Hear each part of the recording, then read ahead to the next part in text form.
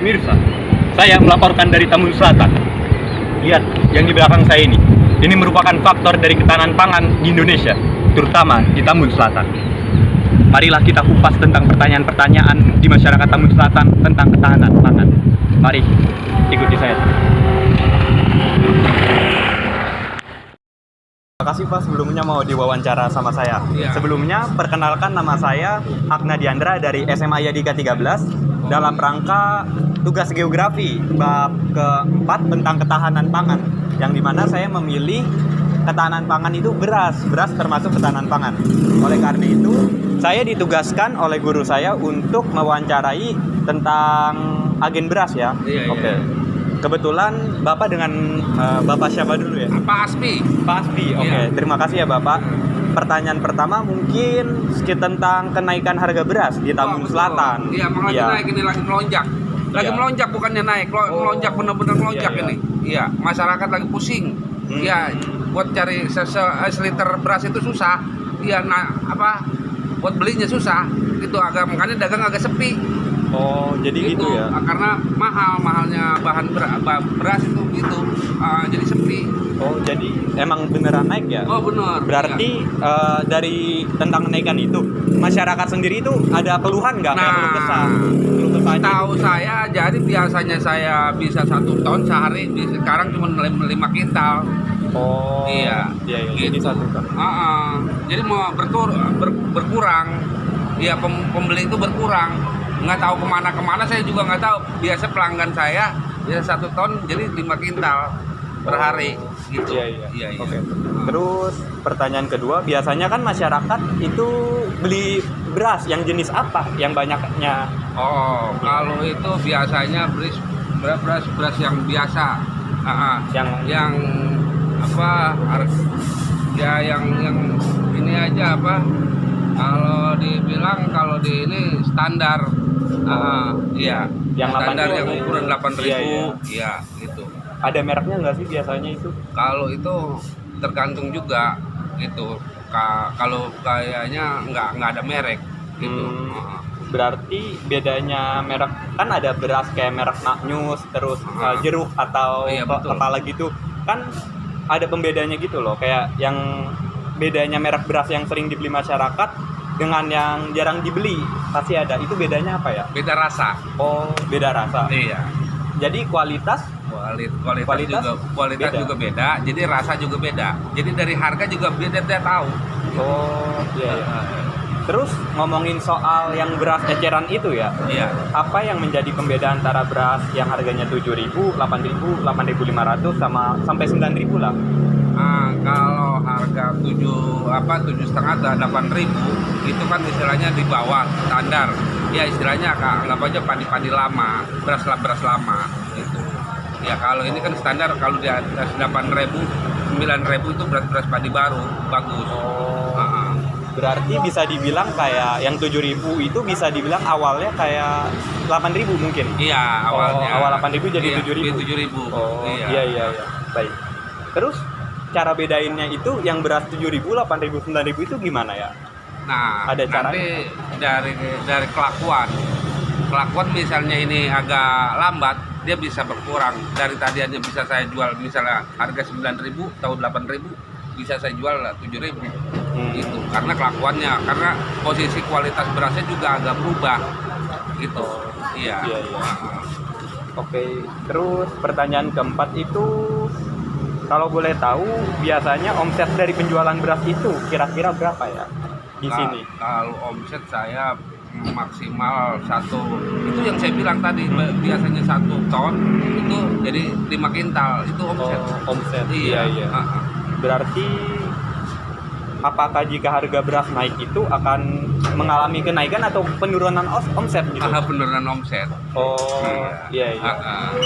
Karena daya beli masyarakat juga berkurang ya? Berkurang, betul. Iya. Oke, pertanyaan kelima itu sebagai agen beras nih. Biasanya agen beras itu ngestok beras sekitar berapa ton? Oh, itu tadi udah dijawab ya?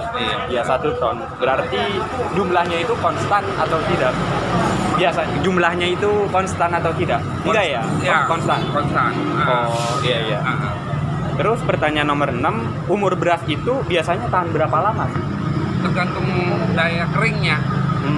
Misalnya kan kering, agak basah gitu kan, ya nggak menentu, tergantung pembelian kita juga gitu. Gitu. Nah kita kan kalau agak basah literannya agak banyak, gitu. Kalau kering literannya agak berkurang, ya kan, gitu. Jadi kita kalau misalnya pengen keuntungan lebih tinggi, kita agak beli yang agak basah, gitu kan. Iya, ya tergantung mak. Pokoknya relasi gitu ya, relasi. Jadi masing-masing ini gitu. Iya. Kalau misalkan dari segi ketahanan, nyampe nggak setahun atau 2 tahun gitu? Oh, nggak nyampe. Iya, nggak sampai. Paling bulanan ya? Nah, 6 bulan mungkin? 6 bulan betul. Oke. Terus kalau misalkan ya nih di dalam gudang beras itu ada yang expire di luar kadaluarsa misalkan, itu berasnya dikemanain nggak? Nanti ada yang pembeli, ada pembeli. Itu khusus ada pembeli dari kampung buat umpan bebek, umpan ini, nila, ya ternak lah, kan unggas gitu, khusus unggas lah. Ada, gitu. Ada yang mencari gitu. Iya. Pertanyaan yang ketujuh, biasanya agen beras itu ngestoknya dari mana? Apakah dari pabrik-pabrik kan saya. Langsung pabrik ya? Iya, langsung pabrik. Kayak bukan nggak langsung dari petani atau tengkulak gitu? Enggak, langsung dari pabrik. Iya. Kenapa nggak mencoba dari langsung petani atau tengkulak gitu? Kalau itu ya kita jangka waktunya kan makan lama. Kita kan sedangkan kita kan jual cepet. Kalau dari petani kita kan kudu modalin dulu kan gitu. Lama prosesnya kan begitu. Iya. Kalau ini kan kita jual cepet kan, beli langsung bayar, ya udah kita jual lagi cepet kan gitu. Gitu. Jadi ketahanan beras juga kan kita ngeri juga kalau istilahnya lama-lama di petani atau lama-lama di ini kan bisa meleduk di petani. Giran kita jual akhirnya. Gitu. Betul, baik. Iya.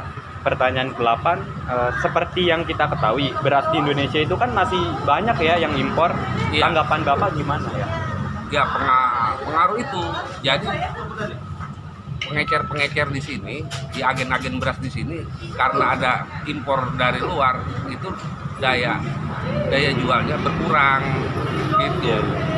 Iya. Berarti saran Bapak lah untuk pemerintah mungkin untuk mengurangi beras impor ya. Sekiranya apa ya? Ya kemungkinan saya jangan terlalu besar kan begitu. Ya kasihan pedagang-pedagang gitu. Kalau terus-terusan banyak impor dari luar, ya akhirnya kita yang di bawah ini ya ketinggalan gitu harganya gitu kan. Kalau impor itu kan agak murah, beda harganya sama harga di kampung, harga dari kampung, dari petani begitu, beda dari pabrik gitu. Terus kalau misalkan prediksi Bapak ya tentang harga beras, kan kita tahu ada berita bahwasannya tahun 2023 itu akan mengalami resesi. Resesi itu kayak penurunan daya beli masyarakat di tahun 2023. Iya. Jadi kemungkinan ya perekonomiannya berturun lah di negara kita. Jadi dikabarkan pada tahun tersebut banyak negara mengalami resesi. Harga beras naik atau tetap, kemungkinan Bapak harga berasnya akan dinaikin atau tetap atau turun untuk menghadapi resesi di 2023. Kalau itu tergantung banyaknya tidak di pabrik-pabrik ya kan. Kalau masih banyak di pabrik-pabrik, daya beli kita agak banyak, bisa murah. Kalau misalnya di pabrik-pabrik agak kurang, jadi kita juga bisa mahal harga beras. Oh iya, berarti tergantung pasar ya. Nah, iya.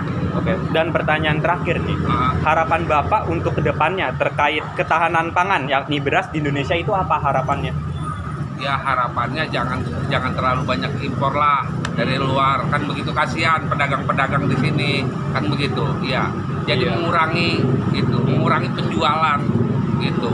Iya. Penjualan saya jadi omset saya berkurang begitu. Iya. Kalau istilahnya dari impor terus diturunin kemari ke Indonesia, jadi daya jual kita berkurang gitu. Iya. Sekiranya itu harapan Bapak untuk pemerintah ya. Nah, iya. Selebihnya terima kasih banyak ya Bapak atas waktunya. Iya. Saya Agna Diandra dan saya bersama agen beras di sini. Oke, melaporkan. Terima kasih. Pemirsa, demikianlah tanggapan serta jawaban dari narasumber yang telah kita wawancarai tentang ketahanan pangan di Tambun Selatan. Saya Agna Diandra, Tambun Selatan, melaporkan.